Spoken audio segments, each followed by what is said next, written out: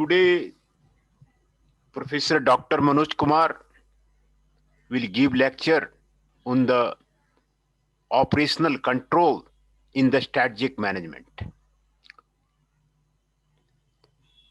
And in this topic, this comes under the syllabus of the strategic management.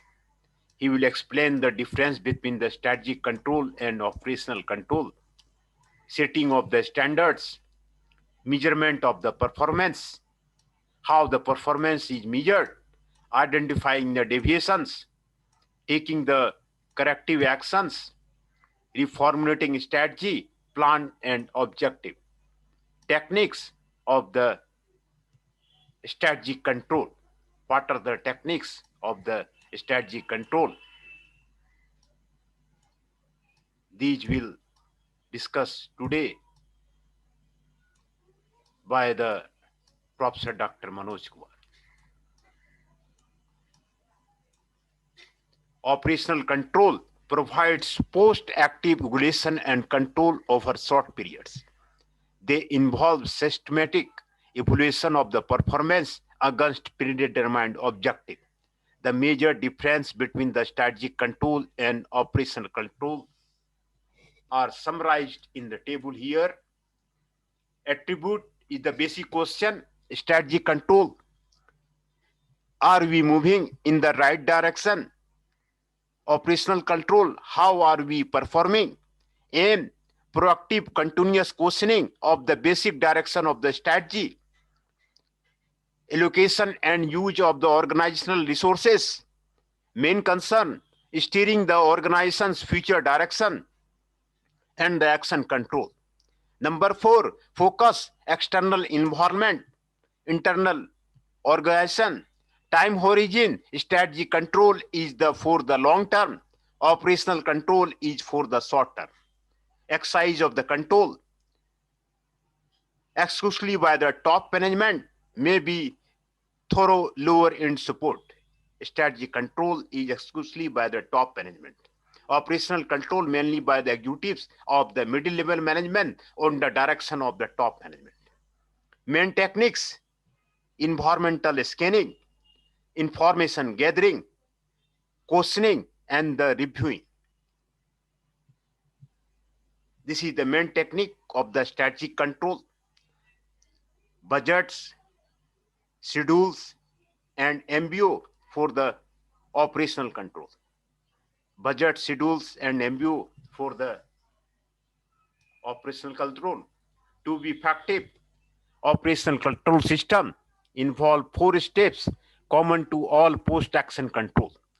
Set standards of the performance, measure actual performance, identify deviation from the standard set, identify the corrective action. Setting of the standard of the performance, measuring of the actual performance, identifying the deviation from the standard set, and initiate corrective action. Setting of the standard. The first step in the control process is the setting of the standards. Standards are the targets against which the actual performance will be measured. They are broadly classified into quantitative standards and the qualitative standards. Quantitative standard, they are expressed in physical or monetary terms in respect of the production, marketing, finance, etc. They may relate to the time standards, cost standards, productive standards, and the revenue standard.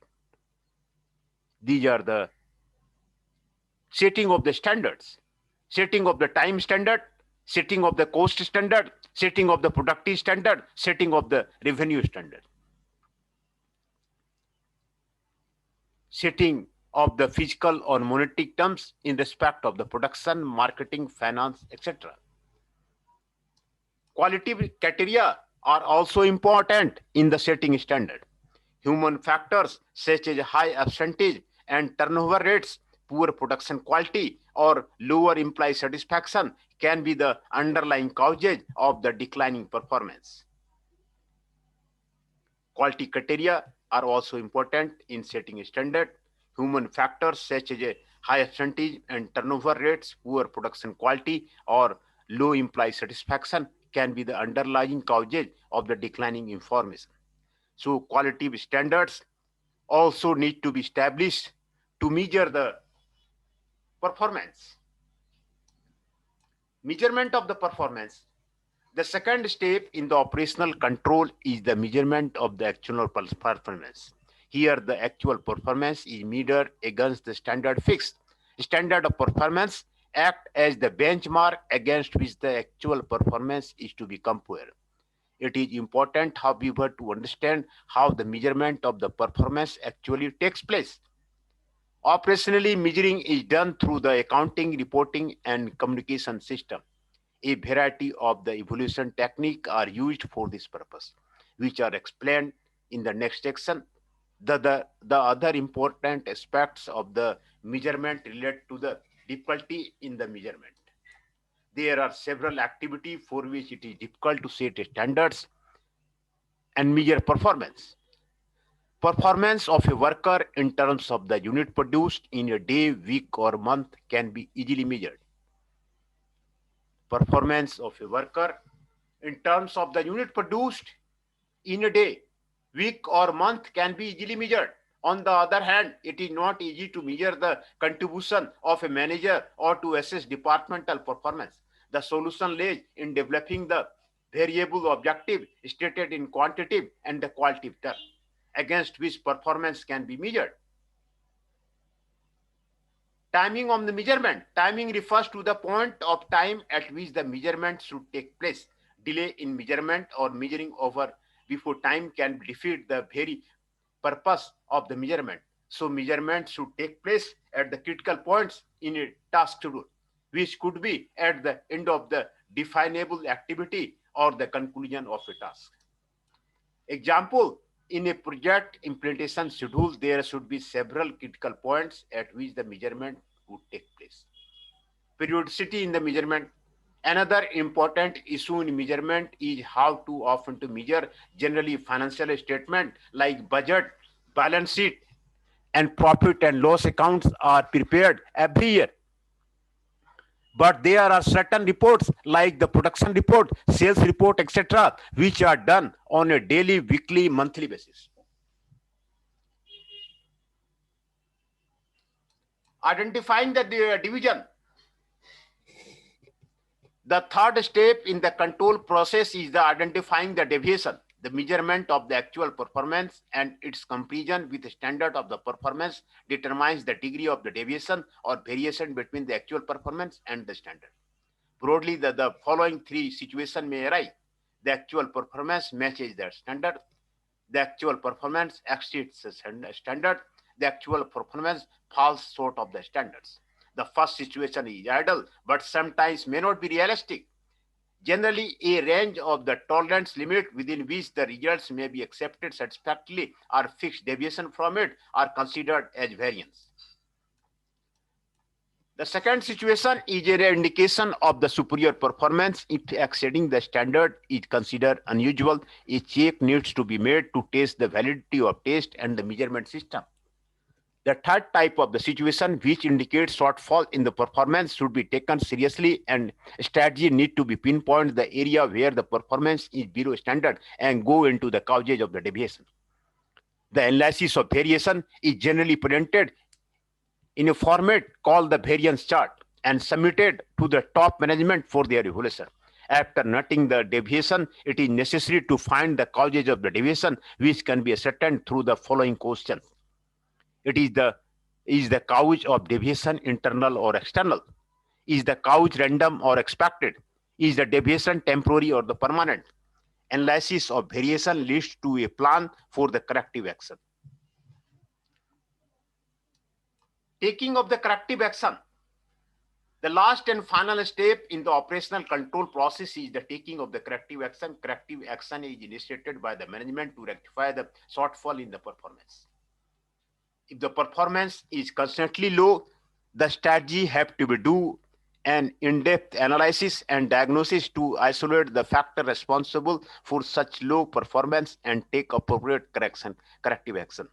There are three courses for corrective action: checking performance, checking standards, formulating strategy, plans, and objectives. Checking performance.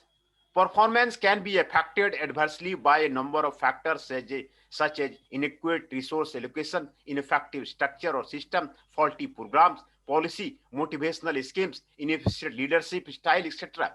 Corrective action may be therefore include the change in the strategy, system, structure, compensation practices, training program, redesign of the jobs, replacement of the personnel, re-establishment of standards, budgets. This is the checking of the performance. Checking of the performance is important. Performance can be affected adversely by a number of factors such as inadequate resource allocation, ineffective structure or system, faulty program, policies, motivational schemes, inefficient leadership style. Corrective action may be therefore include the change in the strategy, system, structure, compensation practices, training program, redesign of the job, replacement of the personnel, re-establishment of the standards, budget, etc. Checking standards. When there is nothing significantly wrong with performance, then the strategy has to check the standard. A manager should not mind revising the standard when the standard set are unreasonably low or high. Higher standard bear discontentment and the frustration. Low standard make employee unproductive, so standard check may result in lowering of the standard if it is concluded that the organizational capability do not match the performance requirement. It may also lead to the elevation of the standard if the condition have improved to allow better performance. For example, better equipment, improved system, upgraded skills, etc. need modification in existing standard. There is the need of the checking of the standards.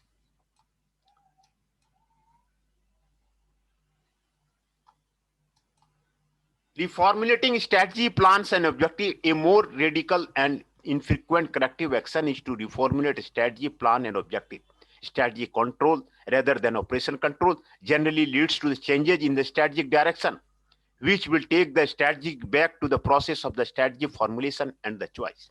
Techniques like the total quality management and ISO 9000 standard series are examples of the very good control mechanism. These are explained in Exhibit 14.3. TQM is a management philosophy that aims at total customer satisfaction through the continuous improvement of the all organizational process. The main elements of the TQM are intense focus on the customer. The customer include not only the outsider but also the internal customer. Concern for the continuous improvement. TQM is committed to improve quality continuously. Improve in the quality of everything the organization does. TQM relates not only to the final product but also how the organization handles delivery, respond to the company, etc. Accurate measurement. TQM uses statistical technique to measure every critical performance variable in the organization operation. These performance variables are then compared against the standards or benchmark to identify the problem. The problems are traced to their roots and causes are eliminated. Empowerment of the employee. TQM involves all the employee in the improvement process. Teams are widely used in the TQM programs as the empowerment vehicles for finding and solving the problem. Techniques of the strategy control. Organizations use many techniques or the mechanism of the strategy control. Some of the important mechanisms are the management information system, benchmarking, and the balance scorecard. Appropriate information system act as an effective control system. Management will come to know the latest performance in the key areas and take appropriate corrective action. Benchmarking. It is a comparative method where a firm finds the best practices in an area, then attempt to bring in its own performance in that area, in line with the best practices. Best practices are the benchmark that should be adopted by a firm as the standards to exercise operational control. Through this method, performance can be evaluated continuously till it reaches the best practice level. In order to excel, a firm shall have to exceed the benchmark. In this manner, benchmarking offers firm a tangible method to evaluate the performance. Balance scorecard. It is a method based on the identification of the 4 key performance measures: customer perspective, internal business perspective, innovation and learning perspective, and the financial perspective. This method is a balanced approach to performance measurement as a range of the financial and non-financial parameter and taken into account for the evaluation. This is the techniques for the strategic control, and the main elements of the TQN is also summarized here. Reformulating is a strategy, plan and objective, checking of the standards, checking of the performance, taking of the corrective action, identifying deviation, periodicity in the measurement, timing of the measurement, difficulty in measurement, and measurement of the performance. Measurement of the performance is the necessary. Setting of the standard, quantitative standard and the qualitative standard. Setting of the standards, quantitative standard and the qualitative standard. Difference between the strategic control and the operational control have been given there. Operational control provides post-action evaluation and control over the short period. This we have studied about the operational control in the strategic management. Operational control in the strategic management.